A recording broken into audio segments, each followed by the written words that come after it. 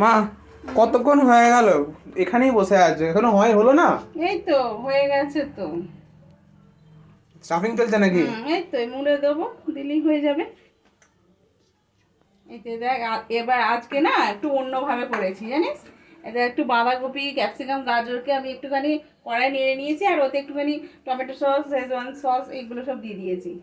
আর তারপরে ওপর থেকে যেরকম কাঁচা লঙ্কা কুচি, লেবুর রস, শসা, পেঁয়াজ দেওয়া হয় ওইগুলো দেওয়া হবে। একটু অন্যভাবে করছি, এটা প্রথমবার এরকমভাবে করছি। এমনি নাহলে নর্মাল যেরকম হয় সেরকম করি, আজকে ইচ্ছা হলো এইভাবে করা, তো এইভাবেই করছি। দেখো একটু গোলমরিচ গুঁড়ো উপর থেকে ছড়িয়ে দিচ্ছি।